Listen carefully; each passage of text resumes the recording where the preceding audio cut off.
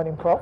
Good morning, Prof. And welcome, viewers. Good to see you. Good to have you. And thank you very much, for being a part of our celebrations here, even if it's not directly. Offline celebration. It's my pleasure. If only the viewers knew what happens behind the scenes. Let's start off this morning with the Daily Independent newspaper. And on the front page of the Daily Independent, we see here, Benue killings, it's tragic, evil. We shall defeat them, Tinubu assures. Governor says, assailants are foreigners, they are Malians. And we don't mean that they listen to Naira Marley's music. Niger government bans commercial tricycles, bikes from 6 p.m. to 6 a.m. That's Niger government, I beg your pardon. NEPRC debunks allegation of underhand dealings in oil block allocation. ECOWAS meets in Ghana over exit of Niger, Mali, Burkina Faso. Bode George berates Atiku and others for discussing party merger. Customs generates 1.7 trillion naira target, exceeds Q1 target. Flight services face disruptions as NIMET workers commence strike. NIMET is striking. Wow. Who will now tell us about with these flash floods we've been experiencing? Interesting. Minister orders investigation into extortion of 5.2 million naira by NSCDC officers. Reports on that story is that they've been refunded 5 million naira, but maybe we'll talk about that later.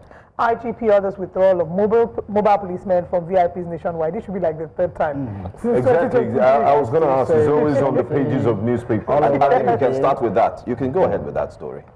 Well, this is not the first, second, or the third time we're hearing that. It's a recurring decimal that each time there's any breach, you'll see them coming and saying, we're going to withdraw all these officers that are sent to high net worth individuals. Special protection units, yes. But it's never happened. And it's never going to happen. I can tell you that for free, and you can go to the bank with it. It's never going to happen. Because Nigeria is a place where our leaders, rulers, have consistently done inconsistent things that would have taken us to the place that we ought to be. They have consistently done things that are very, very consistent with normal human beings and nature. But Prof, do you support the withdrawal of special protection units for VIPs? Who is it? What makes them a VIP? Do they have two heads? No, they're... No, excuse me. No, CEOs excuse of me. banks, superstars, like so David what you're saying is that if you can pay for it, go for it. That's all you're saying. So I mean, they also pay some amount. I'm sure they pay some stipends. Yes. But the truth is that we don't have enough policemen. So why are you taking... I learned we have about 3,000 plus, 300,000 plus policemen. Policing over 250 million. So they are grossly inadequate. Now, if I agree with maybe having these security details for our politically exposed people, and the reason being because some of them are sitting on a keg of gunpowder because of some of the things they have done. So if I allow that, why will ordinary people, just because they have wealth, now they want to now take policemen around them? I could equally go for it. It's a social... After all, how much are they paying for People use it as a social type of symbol. No, it is. See, in Nigeria, we have this status symbol thing, and we have this name thing. You give people big names. For instance, you call a driver logistics manager, and his name is Wally. I went to an occasion, and people were asked to introduce themselves. A housewife introduced herself as a domestic engineer. Love it. We love such big names. Recall that when GSM started, it was an in thing for people to carry 4 or 5 phones. Yes. And if you don't carry, you don't belong. Exactly. So it's a status symbol thing. And the earlier we begin to do away with such things. See, I was telling a story on radio yesterday of the Burkina Faso president. Oh, yeah. That was returning from France to his country. And just because he was looking simple, no security details, Can you imagine what happened? The air hostess came and told him to please leave the business class and go to economy, that they were going to compensate him, just because they felt they had one big man that was coming to the aircraft. And what baffled me, it's not that air hostess. What baffled me was the reaction of the president. He said, "Why me?" And the lady began to talk. He kept quiet and was reading his papers. The lady left, came back again, and met another black person. So it occurred to him that it was a race thing. So he called the attention of the lady and said, "Why do this? Is it because I'm black?" The lady said, no, it's a matter of protocols. Long story cut short, because we don't have the whole time in the world.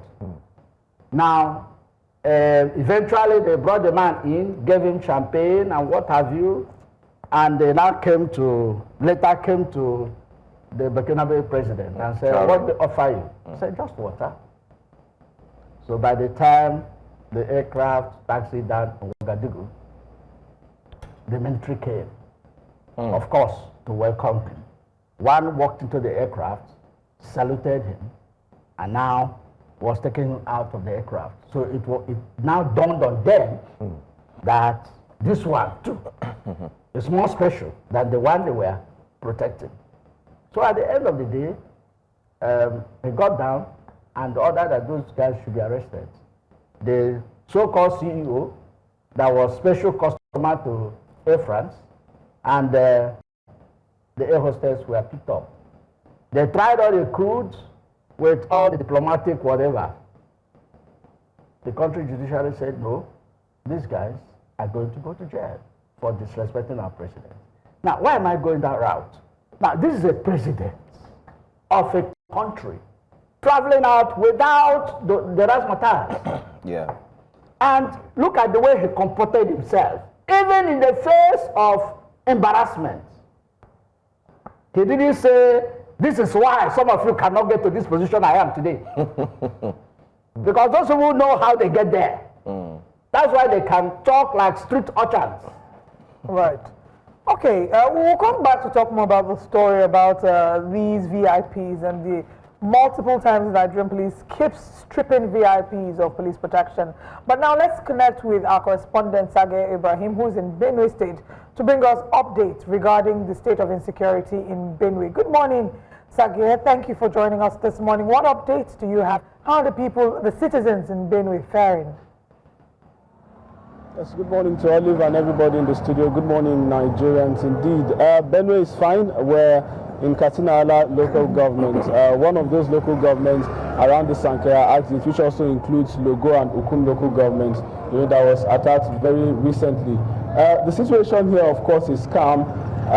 It's the daily content, but of course, latest developments, the National Security Advisor, as well as a delegation of others from the federal government, have paid a visit to the Benue State Governor, to get details and also to pay condolence as well.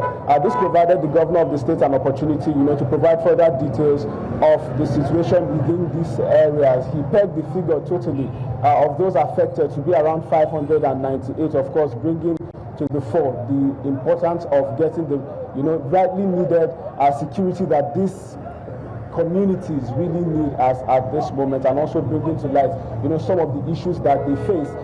He also made, of course, some declarations with regards to the intent and motive of those who have been attacking the communities. And Oliver, I must say that the residents of these communities also share the same sentiments and the same reasons that the governor has given. They say this attack seems to be coordinated. It does not seem random. And also they are worried that some of these attacks, of course, and those that are involved in these attacks, are foreigners. So these are some of the nuances that we are getting from this community, painting a picture, of the level of the state of the situation in these communities. All right. Can you also tell us, first off, we'd like you to repeat where you say you are, just for a clearer understanding.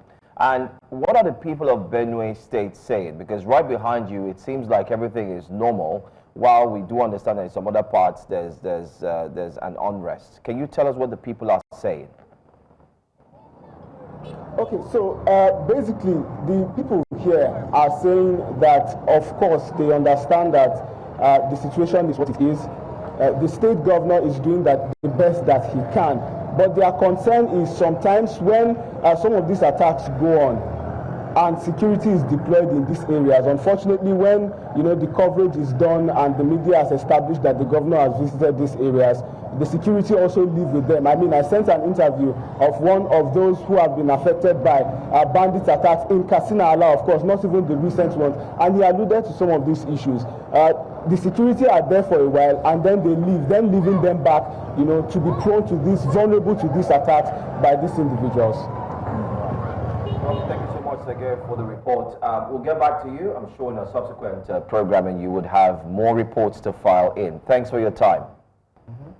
Let's come back to the studio. Let's take on that. Before we take on Prof, I believe we have to go for a quick break, and when we come back, we'll continue our conversation here on Breakfast Central. Do stay with us. You're welcome back to Breakfast Central here on New Central Television, and we still have Professor Simeon Nnah here to analyze newspapers with us. Prof, just before we went on that break, we were speaking to our correspondent in Katsina Ala, Simeon, and he's painted a picture of the security situation in Benue State. This VIP's come. It's been a sort of a mecca in the recent past. We've had the Minister of Defense visit Benue State. The National Security Advisor was there yesterday, and he said something quite instructive, that once these VIPs leave, it's almost performative, ritualistic thing. They just go, share condolence messages, and then we wait until the next attack. What do we need to do differently? First of all, let me react to your correspondent's speech. He said something that I want to take with a pinch of salt, that the attackers are foreigners. I want to take that with a pinch of salt. Governor Alia said they are from Mali. And if that is the case, why have they not been taken out? Why is it that when security men are called during the attack, they will not arrive until the guys have done what they want to do and gone out of the place? Why? Why is it that intels have told them where these people are? Let me give you a typical example. During the Easter break, they were celebrating with their guns. So they know where they are. Why would they smoke them out? And you're telling me they are foreigners? I would take that with a pinch of salt. So, because if they are foreigners, there's no reason why our security men cannot take them out. Why? And they know where they are. They said, even the governor you are mentioning, said they retire to the hills, and after they listen, they go back there. Yeah, but we have an Air Force. So that's what I'm saying. So there should be a coordinated attack, and the Air Force telling us that at times, because of, do people stay in the forest with them? In those rocks, are the indigenous of Benue staying there with them? So why can't the Air Force smoke them out? And then the ground force will go and mop up what is left of the insurgents. Recall that Abacha said that once an insurgent lasts for over 24 hours, government is aware of what is going on. I want to believe differently that the government is paying a lip service to this. Recall during the time of Buhari, these Benue killings were almost on a weekly basis. And the governor then said, I want security. Even as it's happening now, are you aware that the NSA have said that the governor cannot give the vigilante guns? So why are they doing that? Why are they doing that? Why are they allowing the insurgents to carry guns, and they are not allowing people to carry their own guns to defend themselves? The former defense minister, what's his name again? Tiwa Danjuma, said his people should carry guns and defend themselves. And they were saying, where are they going to get the guns? And he told them, where others got theirs, go there and get their own. Now, look at these insurgents. I don't know what to say about it. Because people were arrested as Boko Haram. You say you have debriefed them. Now you recruit them in your army. Oh, what do you think? What do you think will happen? Because these people, once they cannot get the money, they are getting again, because how much is the army being paid? and you are entering there as a recruit, how much is your salary going to be? Compared to what they make in daily basis. You'll find out that most of them that they recruit in the army still go back to their trade. Somebody should be asking, how did they get the AK-47? How did they get the military rifles that they are parading around with? So it is, there's devil in the details, honestly. Right. And I think a final argument or a final layer I'd like us to just quickly touch on regarding insecurity still is, for the most part, everyone has been saying, or majority of people have been saying, that the bulk of the responsibility lies at the feet of the president because he's the commander-in-chief. The commander-in-chief. However, yesterday we had Onyekachi Adekoya join us on the show, and he said that actually he feels differently, that he thinks that the bulk rests at the feet of the governors, and his explanation for that would be that the governors may not have command of the security apparatus, but they do have control, and said that several states, and then the question was, what exactly are they doing? If you can't look after citizens, you're getting security votes, you know. If you can't, yes, there's no fixed architecture, but there are states that will have things like the Amotekons, the Ebubedikes, and all the other likes, you know, to be able to sort of guarantee security within the states. I wanted to ask your thoughts. Do you agree with that thought process? I refuse to agree with that. We are just banding grammars. You don't have command, you have control. How can you have control when you don't have command? No, how can? You can only have control when you have command. You cannot command. See, there was an incident that happened here in Lagos. What's that estate? What's that estate? No, not Omole, not Omole. The other estate, near Shangisha. Okay. Magodo. Thank you, my brother. Magodo. And the governor arrived and gave orders. The DSP said, no, we can't take orders from you. That's the way it is. They take orders from the IGP, the DIGs and the AIGs, not from the commissioner of police in a state. But they're seating security meetings. Yes, I mean, those are, you know, what I can say as, you know, just a showman beast. Because at the end of the day, on a weekly basis, with the commanders of the Air Force, the Navy, the Army, and NSCDC. But hold your thoughts. We'll get back to you, Prof. We have Abdullahi from Kebbi State. Hello, good morning, Abdullahi. Yes, we lost that. Have you ever heard that he who pays the piper dictates the tone? So you can hold the meeting for all I care. If you don't have the airs, you don't have it. You can say what you like for all I care. The guy takes command from his boss. And that's the way it is. You can say whatever you like in that meeting, it doesn't pass the roof of that meeting. As long as the command does not agree with what has been said in that meeting, it doesn't go anywhere. All right, Prof. Let's talk about, still talking on insecurity. Let's quickly run you a conversation that was had in Niger State. It's also on the front page of the Daily Independent. The Governor Omar, we have a video we'd also like you to watch very briefly. Just watch it for 15 seconds. He's saying that he's going to ban commercial tricycles, bikes from 6 p.m. to 6 a.m. He also made he put up a stern warning. Just take a look, take a listen. Yeah. I think I will polish in this video.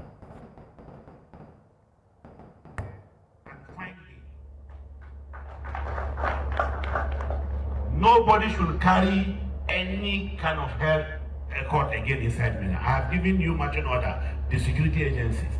Anybody you find with a weapon, deal with him as an armed robber. So for parents, warn your children, warn your wards. From this moment, is 100% fire. First of all, he said anybody who is putting on dreadlocks, wearing dreadlocks, security agents should, in our lingua franca, should baba the hair. And then destroy buildings where these quote-unquote criminals are found. And so on. What do you make of that statement from a governor? Well, in order to stop insecurity. I don't know. I mean, dreadlocks. Dreadlocks, musicians wear dreadlocks, and they are not criminals. Some influencers wear dreadlocks. So I don't think a blanket ban on dreadlocks will be good. However, when he said people should not carry gun and then banning tricycles, that I support hook, sink and liner. But let me tell you for free, and you can go to the bank with it, that the comment that anybody caught with gun, the insurgency, what, are they not carrying guns? How many of them have been tried?